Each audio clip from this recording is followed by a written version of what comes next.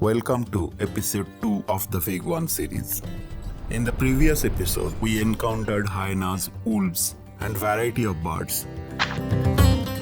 If you have not watched it yet, the link is available in the I button and the description below. Day 1 was hectic but well spent. Now we only have today left. What will we discover? Let's find out.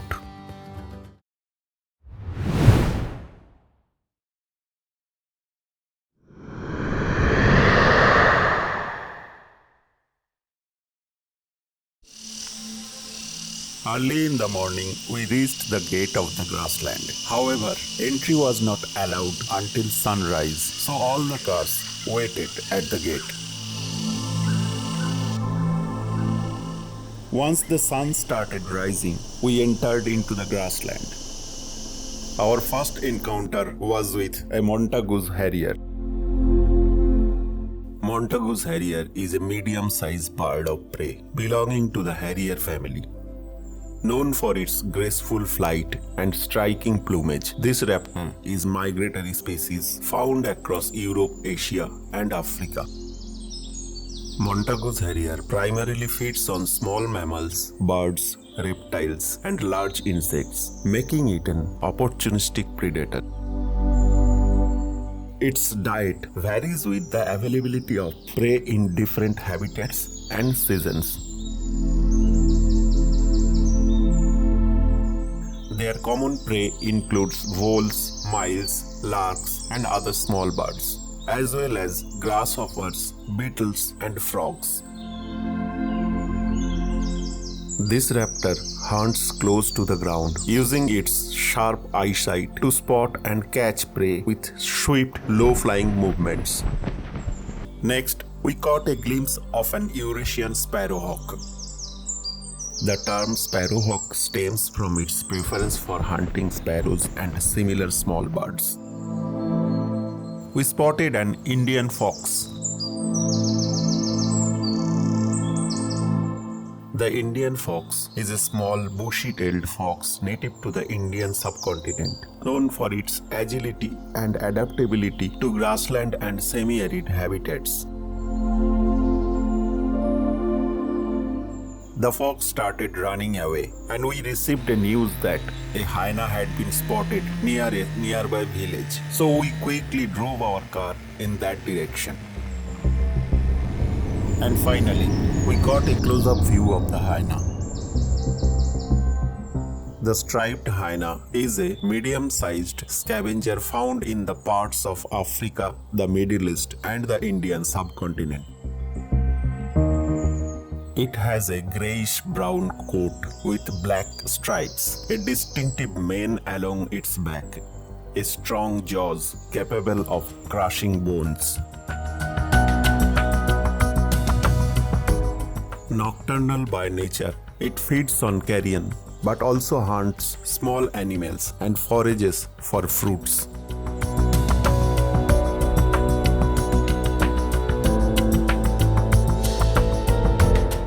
The hyena vanished into the bush, and we returned to the grassland.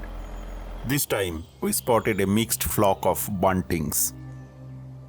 The black-headed bunting is a brightly colored songbird found in southern Europe and parts of Asia. They are known for their cheerful songs. This migratory bird spends summers in its breeding range and winters in India and the surrounding regions. The red-headed bunting is a small, colorful songbird found in parts of Asia, including India, Pakistan, and surrounding areas. These buntings are migratory birds, spending their winters in the Indian subcontinent and breeding in northern regions. While capturing the buntings, we noticed a bay-backed shrike had caught a cockroach, impaled it on a thorn, and was feeding on it. This is why shrikes are known as butcher birds, because they impale their prey on thorns or barbed wire to store it for later consumption.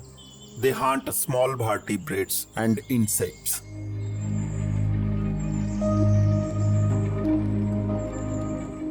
The bay-backed shrike is a medium-sized bird found in South Asia, including India, Nepal, and Sri Lanka.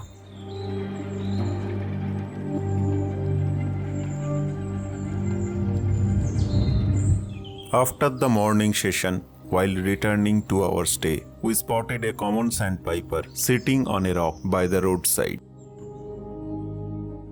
We also spotted a male and a female pied bushchat nearby. We took a break for breakfast and lunch, as it had been hectic since yesterday. After lunch, we headed back towards the grassland. On the way, we spotted a brown crake. The brown crake is a small, secretive bird found in wetlands across South Asia. It has a brownish grey body, a white belly, and distinctive red eyes.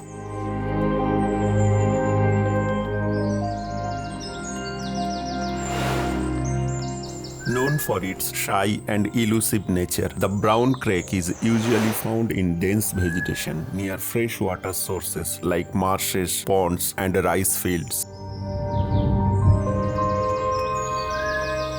It feeds on insects, small amphibians, and seeds, foraging on the ground and in shallow water. We then entered the grassland, where a chinkara was sitting and grazing gracefully.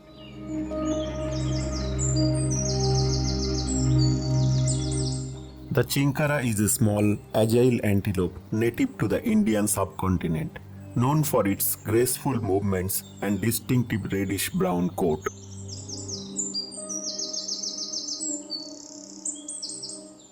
The chinkara ran off, and upon hearing news about wolves, we quickly started heading in that direction, and here they were. The Indian grey wolf is a subspecies of grey wolf found in Indian subcontinent, including parts of India, Nepal, and Pakistan. It is a medium-sized predator with thick coat that is typically grey with brown and black shades and white belly. Known for its endurance and intelligence, the Indian grey wolf lives in small packs and is highly social, relying on teamwork for hunting and protection. It primarily preys on small to medium-sized mammals like deer, wild boar, and smaller animals such as hares and birds.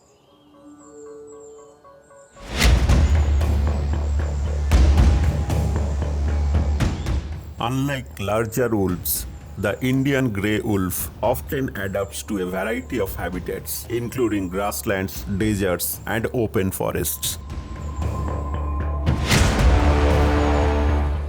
Though elusive and rarely seen in the wild, it is known for its distinctive haunting howl that echoes through the night.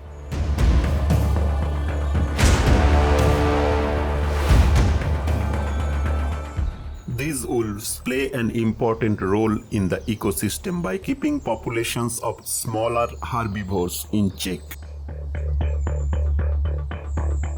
The Indian grey wolf is a highly adaptable species, capable of surviving in a range of environments, from the dry, arid region of Rajasthan to the hilly terrain of the Himalayas. It is well equipped for survival in such diverse habitats with its sharp sense and efficient hunting techniques. The wolf is often seen in small family packs consisting of an alpha pair and their offspring, which work together to hunt, defend territory, and raise the young.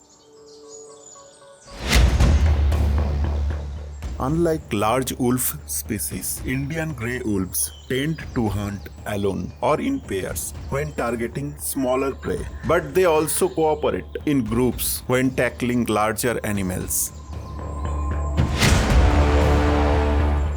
They communicate through a variety of vocalizations, including their signature howl, which helps them locate pack members or warn off threats.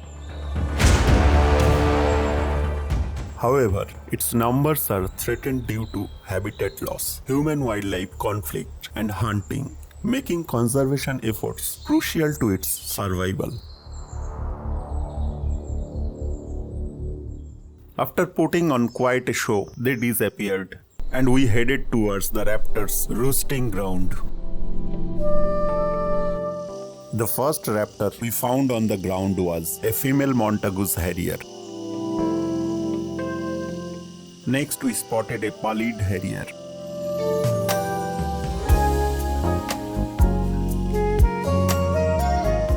Another male Montagu's Harrier was also sitting nearby.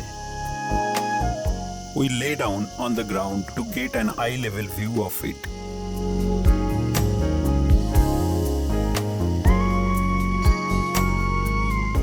The sun was almost set, and as we were returning, we got a great view of a Chinkara with moon in the background. Unfortunately, I could not capture footage as the light was too low.